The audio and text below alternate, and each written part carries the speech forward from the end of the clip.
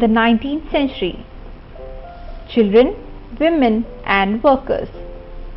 The 19th century saw vast leaps in mass literacy in Europe, bringing in large numbers of new readers among children, women and workers. Primary education became compulsory from the late 19th century. Children became an important category of readers. The printed industry now had its hand full by printing school books. A children's press devoted to literature for children alone was set up in France in the year 1857. The press published new works as well as old fairy tales and folk tales. The Grimm brothers in Germany spent years compiling traditional folk tales gathered from peasants. Rural folk tales thus acquired a new form. Women became important as readers as well as writers. Penny magazines were specially meant for women. They contained articles on poor behavior and housekeeping. Novels became popular as women started reading them. Jane Austen, the Bronte sisters, George Eliot were well-known authors. Their writings became important in defining a new type of woman, a person with will, strength of personality, determination and the power to think. Lending libraries had been in existence from the 17th century onwards. In the 19th century, lending libraries in England became instruments for educating white-collar workers, artisans and lower middle-class people. Sometimes, self-educated working-class people wrote for themselves. After the working day was gradually shortened from the mid-19th century, workers had some time for self-improvement and self-expression. They wrote political tracts and autobiographies in large numbers. Here is the frontispiece for the penny magazine, which became popular among women. Further innovations. During the late 18th century, the press came to be made out of metal. By the mid-19th century, Richard M. Howe of New York had perfected the power-driven cylindrical press. This was capable of printing 8,000 sheets per hour. This press was particularly useful for printing newspapers. Press was developed which could print up to 6 colors at a time. In the 20th century, electrically operated presses accelerated printing operations. More innovation followed. Methods of feeding paper improved. The plate quality became better. Automatic paper reels and photoelectric controls of the color register were introduced. Printers and publishers continuously developed new strategies to sell their product. 19th century periodicals serialized important novels which gave birth to a particular way of writing novels. In 1920s in London, popular works were sold in cheap series called the shilling series. The dust cover or the book jacket is also a 20th century innovation. Fearing a decline in book sales during the Great Depression, publishers brought out cheap books. Let us see the effect of print culture in India and the world of print. Manuscripts before the age of print. India had a very rich and old tradition of handwritten manuscripts in Sanskrit, Arabic, Persian as well as in various vernacular languages. Manuscripts were copied on palm leaves or on handmade paper. Pages were sometimes beautifully illustrated. These manuscripts were pressed between wooden covers or sewn together to ensure preservation. Manuscripts were produced in India even after print technology was introduced. They were highly expensive and fragile. They had to be handled carefully. It was difficult to read manuscripts as they were written in different styles.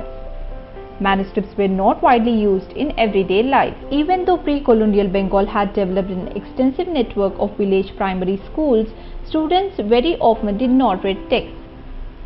They only learned to write. Teachers dictated portions of text from memory and students wrote them down. Gita Govinda manuscript on palm leaf. In the ancient Orissa, print comes to India. The Portuguese missionaries were the first to bring printing press to Goa in the mid-16th century. The first books were printed in Konkani language. By 1674, about 50 books had been printed in Konkani and Kannada languages. Catholic priests printed the first Tamil book in 1579 at Cochin. They printed the first Malayalam book in 1713. From 1780, James Augustus Hickey began to edit the Bengal Gazette. It was a weekly magazine. Hickey also published a lot of gossip about the senior officials of the company. Governor General Warren Hastings persecuted Hickey. Warren Hastings encouraged the publication of officially sanctioned newspapers to protect the image of the colonial government. The first Indian newspaper was the weekly Bengal Gazette, which was brought out by Gangadhar Bhattacharya. This is the Bengal Gazette. It was the first newspaper brought by Gangadhar Bhattacharya. Print culture helped in initiating new debate on religious, social and political issues in India. Many existing religious practices were criticized. New ideas emerged through these clashes of opinions. Ram Mohan Roy published Sambat Kaumadi from 1821 to criticize the orthodox views in Hinduism. The Hindu Orthodoxy commissioned the Samachar Chandrika to counter his opinions. In 1822, publication of two Persian newspapers began, namely Jami Jahanama and Shamsul Akbar. Bombay Samachar, which was a Gujarati newspaper, appeared in the same year. In North India, the ulama began to publish cheap lithographic prints which contained Persian and Urdu translations of holy scriptures. They also published religious newspapers and tracts. The Deoband Seminary was founded in 1867. It published thousands upon thousands fatwas about proper conduct in the life of Muslims. Ramcharitmanas of Tulsidas was printed from Calcutta in 1810. From the 1880s, the Nawal Kishori Press at Lucknow and the Sri Venkateshwar Press in Bombay published many religious texts in vernaculars. Print helped in bringing the religious texts within reach of the common masses. It also helped in shaping the new political debate. It also helped in connecting the people from various parts of India by carrying news of one part to another. Ramcharitmanas of Tulsidas, which is published in Calcutta. New forms of publication. Printing created an appetite for new kinds of writing. Initially, people got to read the novels which were written by European writers. For readers, it opened up new worlds of experience and gave a vivid sense of the diversity of human life. But people could not relate to those novels because they were written in European context.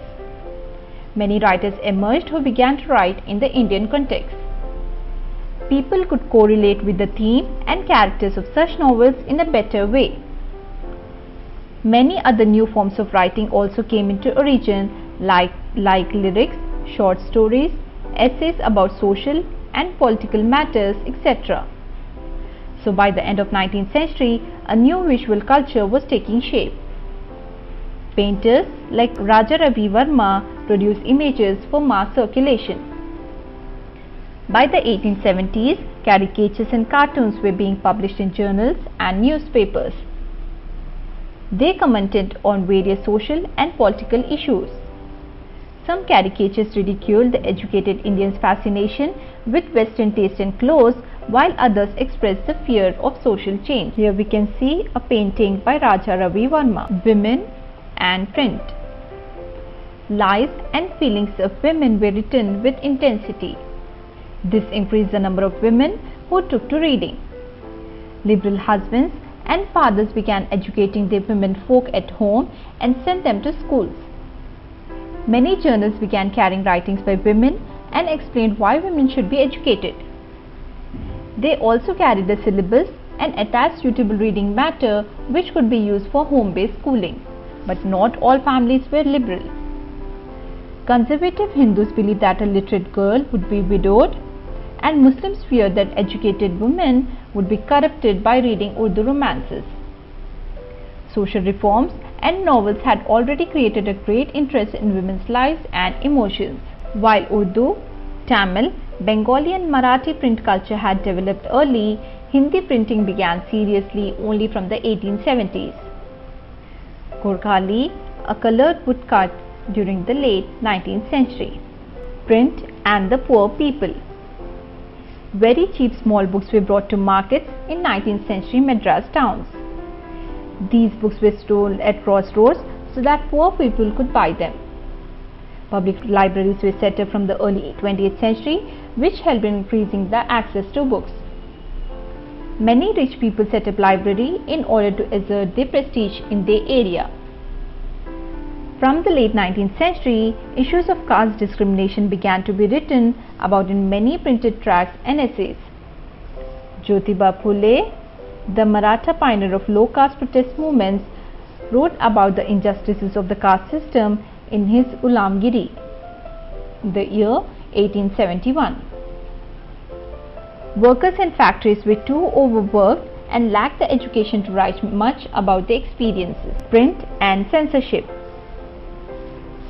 Before 1798, the colonial rulers were not too concerned with censorship. Initially, the control measures were directed against Englishmen in India who were critical of company misrule. The company was worried that such criticism might be used by its critics in England to attack its trade monopoly in India. In 1820s, the Calcutta Supreme Court passed certain regulations to control press freedom, and the company encouraged publication of newspapers that supported British rule. In 1835, Governor General Bentinck revised the press laws. Thomas Macaulay, a liberal colonial official, formulated new rules that restored the earlier freedom. After the revolt of 1857, the attitude to freedom of the press changed. The Vernacular Press Act was passed in the year 1878. This act provided the government with extensive rights to censor reports and editorials in vernacular press. In case of a seditious report, the newspaper was warned. If the warning was ignored, the press was liable to be seized and the printing manufactory confiscated. Print culture in the modern world, religious reform and public debates. In 1822, publication of two Persian newspapers began, namely Jame Jahanama and Shamsul Akbar. Bombay Samachar, which was a Gujarati newspaper, appeared in the same year. Ramcharitmanas of Tulsidas was published in Calcutta. This is the famous painting by Raja Ravi Verma. New forms of publication. In 1870s, caricatures and cartoons were being published in journals and newspapers. They commented on various social and political issues. Women and print.